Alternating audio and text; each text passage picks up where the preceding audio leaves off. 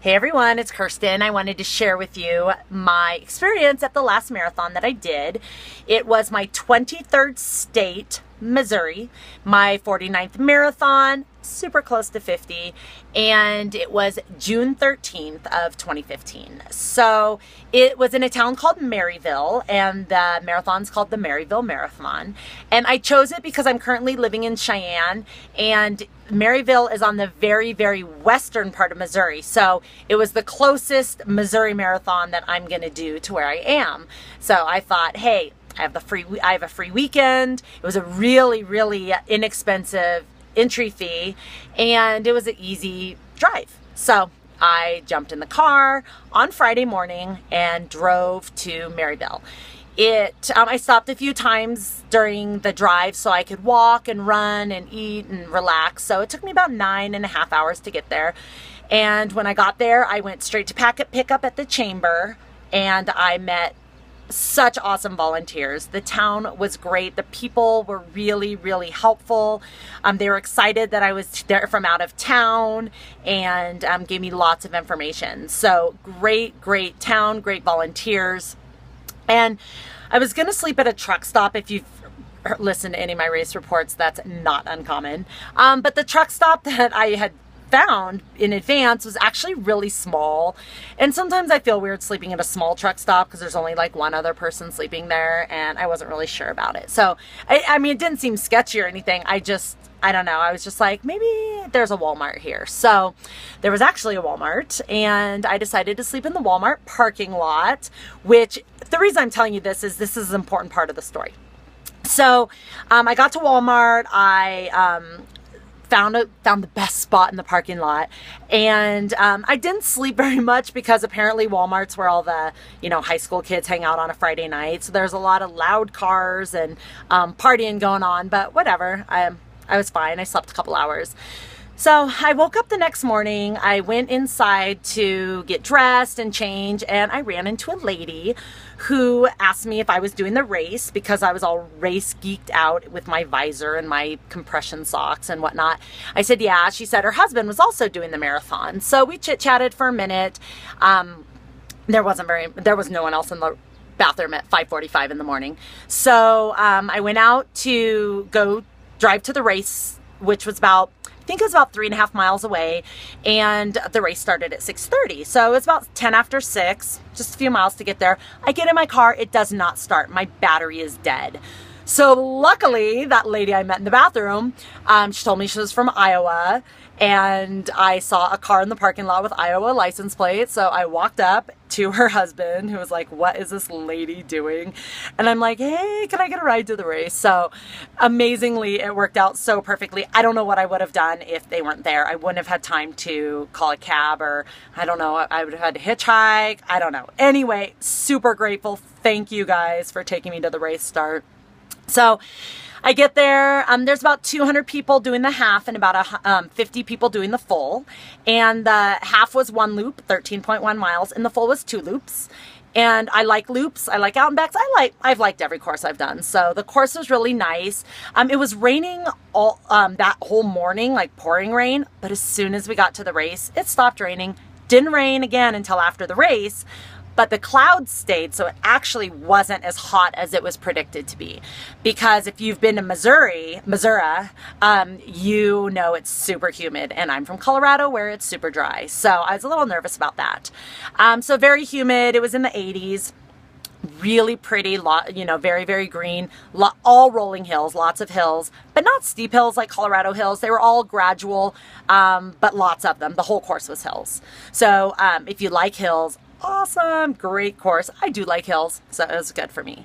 So the race started at 6:30, so it wasn't too hot, and it's nice having the half marathoners there for the first loop because with only 50 marathoners, we were super spread out. So pretty much, I mean, you could see the hills for miles. It was just one giant loop, and uphill, downhill. I felt really strong. I wasn't sure how I'd feel. I didn't taper for the race. I think I ran 28 miles the week before. So not tapered at all, just going out to check off a state. But I always have some goals. I was thinking like my ultimate goal, which I always have an ultimate goal, which I really don't tell people because they're kind of embarrassing. But my ultimate goal was to get third because they were actually had cash prizes first through third. But I mean, third is for a marathon pretty good. So anyway, but that was my ultimate goal. My second goal that I would have been really happy with is anything under 4 hours. If you've heard my marathon reports before, you know, anything under 4 hours, I'm super happy with. So second goal, under 4 hours. You know what? If that didn't happen, I still get a check off a state. So those are my 3 goals. At the halfway point, and then that morning I had Shakeology for breakfast. And then right before, or like on my way to the race, I was sipping my E&E because I was thinking extra electrolytes because of the humidity. And then I drank a beet juice right before the race. My friend Wendy got me, she's sponsored by Beet Performer, and she got me Beet Performer, and I'm loving it. It tastes really good. I love beet juice anyway. And I've been drinking a can of Beet Performer before all my races that I've been doing the last month. So thank you, Wendy. So Beet Performer, and then we took off.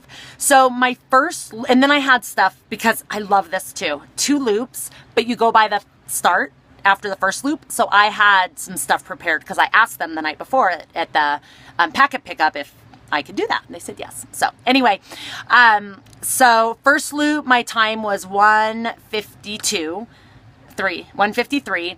Really excited because I wasn't pushing it at all. I didn't know how the humidity would be and the heat, and it was hilly. So I was super happy with my 1:53, and I felt awesome. So at the halfway point, I had a bottle of E&E, a Beet Performer, and then I grabbed a bottle of E&E to take with me. So every mile, I drank some of that until I ran out, and then I drank what was on the course, which was probably Gatorade.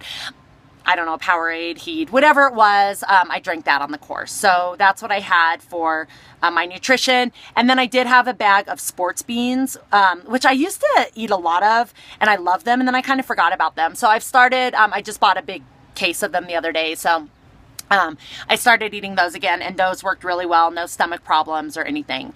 So, so I was feeling really good, and I decided when I hit mile 18, if I was still feeling good, I'd pick it up a little bit. So mile 18 felt great, picked it up, never hit a wall, never felt super tired. Joints didn't hurt, which is amazing. After I did Nebraska in May, my joints were really sore, so I started taking my Wobenzym again. It's a supplement that I take that I kind of forgot about taking after Hawaii last year. So I started taking that again. I think that's really helped. Doubled up on my turmeric, which is anti-inflammatory. So I think that's been helping. So I finished in 3:47. So my second loop was like 1:56 or 1:57. So I only added a few minutes on my second loop, which is rare for me on a marathon. Normally I get all excited, I go out too fast, and then I die on the second half. So my time ended up 3:47, which I didn't know until I checked my geeky spreadsheet, is my 3rd fastest time ever. So super, super excited. I didn't end up getting in the top 3. I got 5th, which again, super excited about. I just, you know, my ultimate goal was top 3. But I was the fastest over 40. So woo woo, fast for the old ladies.